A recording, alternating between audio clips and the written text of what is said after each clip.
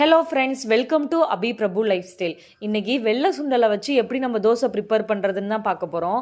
வெள்ளை சுண்டலை over night ஊற வச்சு எடுத்துக்கோங்க.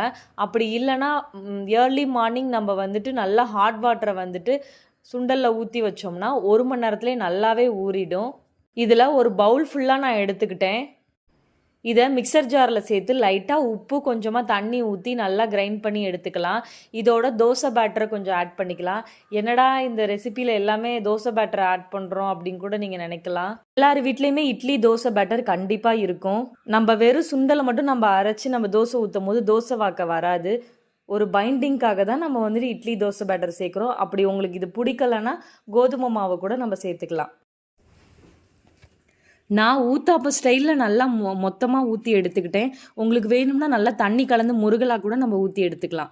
சன்னா கிரேவி எப்படி ப்ரிப்பேர் பண்ணுறதுன்னு எஸ்டர்டே ஒரு ஷார்ட் வீடியோ போட்டிருக்கேன். ஸோ உங்களுக்கு பார்க்கணுன்னு நினச்சிங்கன்னா நீங்கள் அதையும் பார்த்துக்கலாம். Chana dosa with chana gravy taste வேறு லெவலில் இருந்துச்சு. மறக்காமல் இந்த ரெசிபியை ட்ரை பண்ணி பாருங்கள். தேங்க்யூ. நெக்ஸ்ட் வீடியோவில் மீட் பண்ணலாம்.